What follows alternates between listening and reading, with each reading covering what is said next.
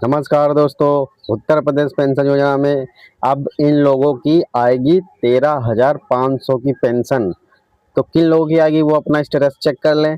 ठीक है, तो आज हम बताने वाले हैं कि 13,000 पेंशन किस लाभार्थी की आएगी। तो इसके चेक करने के आपको आना है मोबाइल स्क्रीन पर। अब आपको यहाँ क्रोम पे आना है, यहाँ डालना है यूपी पेंशन। यहाँ पे आपको अपना यूपी पेंशन जैसे ही डालेंगे कुछ इस तरह से इंटरफेस खुल जाएगा। अब यहाँ से आपको अपना स्टेटस भी पता चल जाएगा। ठीक है, स्टेटस ही चेक कर रहे हैं। तो फाइनली यहाँ पे आप अगर वृद्धा हो तो राष्ट्रीय पे क्लिक करिएगा, अगर विधवा हो तो निराश्रित, और दिव्यांग हो तो दिव्यांग पे क्लिक करिएगा।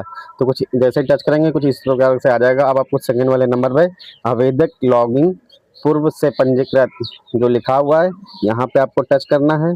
टच करने के बाद जैसे ही आप टच करेंगे तो एक पेज खुल जाएगा कुछ इस तरह से। अब आपको क्या करना है, यहाँ पे जो आपका पेंशन नंबर यानी होगा 3131 करके वो आपको यहाँ पे डाल देना है। डालने के बाद एक आपका इसमें रजिस्ट्रेशन नंबर होगा वो भी आपको डाल देना है। तो अभी मैंने जो है कि डाल दिया है। और किसी किसी का नंबर जब यहाँ गलत हो जाता है तो नहीं लेगा, और किसी का आवेदन अगर रिजेक्ट हो जाता है तो भी नहीं लेता है, कहीं ओटीपी नहीं आती है। तो आपका जब एक्टिवेट होगा सब कुछ, यदि नंबर सही डालेंगे और पेंशन एक्टिवेट होगा तभी यहाँ पे ओटीपी जाती है। तो ठीक है, तो हमारे केस में अभी एक्टिवेट है और हमने जो है कि अपना पेंशन नंबर डाल दिया है और मोबाइल नंबर जो भी उस पेंशन नंबर में रजिस्टर है वो मोबाइल नंबर यहाँ डाल दिया है। डालने के बाद अब हमारे फ़ोन में एक ओटीपी आया है। ओटीपी डालने के बाद अब यहाँ हम अपने मोबाइल फ़ोन से देखकर एक ओटीपी डाल दिए हैं, और ये जो कैप्चा कोड दिख रहा है 73645 इसे डाल दिया है। फिर लॉगिन वाले ऑप्शन पे क्लिक कर दिया। क्लिक करने के बाद कुछ इस तरह से इंटरफेस आ गया है। अब हमने प्रिंट वाले ऑप्शन पे क्लिक कर दिया है, प्रिंट एप्लीकेशन पे। तो जैसे ही हमने क्लिक किया है तो कुछ इस तरह से आ गया है। तो मैं 13,500 की बोल रहा था, उसी का लॉजिक अभी मैं वीडियो के एंड तक मैं बताऊंगा। तो अभी ये देख सकते हैं कि ये तो आपका हो गया कि आप स्टेटस कैसे चेक कर सकते हैं। अब यहीं पे बात आती है, स्टेटस आपने चेक कर लिया, अब आप बात आती है अब आपको यहाँ पे ये देख सकते हैं इन्होंने PF accepted and reverification by DSWO on यानी 21/3/2025, यानी इनका जो है कि बैंक वगैरह वेरीफाइड हुआ था।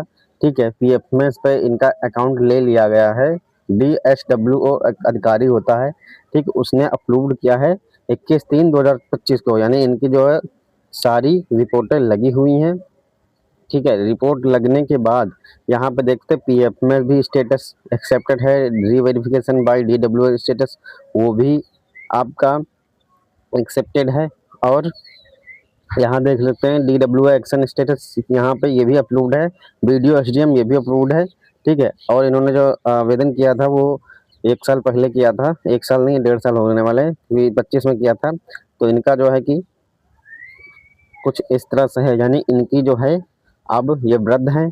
ठीक है, वृद्ध में जितने भी लोग हैं, ठीक है, वृद्ध में जितने भी लोग का स्टेटस कुछ इस तरह से अगर दिख रहा है तो उनकी पेंशन इस तरह से आएगी। अब मैं ये गणित आपको बताने जा रहा हूँ, क्योंकि मैंने जो स्टार्टिंग में बोला था कि 13,500 पेंशन कैसे आएगी। देखिए, जिन वृद्धाओं का 2025, ये देखिए इनका वेरीफाइड कब हुआ है, मार्च 2025, यानी मार्च के बाद से इनका 3 3 6 3 9 यानी 3 महीने की पेंशन बन रही है, यानी 9,000 उधर बनी।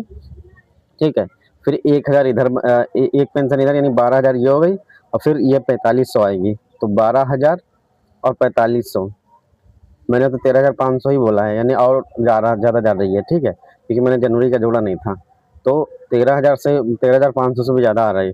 तो इनकी जब भी पेंशन आएगी वो आएगी 13,500। ठीक है, तो इसलिए मैंने स्टेटस पे ये बताया था। और आपका स्टेटस कुछ इस तरह से चेक कर लेना है, और कुछ चेक करने के बाद आपका ये पीएफ में से एक्सेप्ट होना चाहिए, रीवेरिफिकेशन होना चाहिए, पीएफ में से स्टेटस एक्सेप्ट होना चाहिए, DWO एक्शन सब यहाँ कुछ सब कुछ अप्रूव्ड होना चाहिए, तभी आपका पेंशन आएगी। ठीक है, स्टेटस भी मैंने चेक करना बता दिया। और अगर आप वृद्धावस्था हैं तो आपकी इतनी पेंशन आएगी, जो ये मैंने बता दिया जब तक आपकी बाकी है। ठीक है, तो आशा करते हैं हमारी ये बात आपको समझ में आ गई होगी।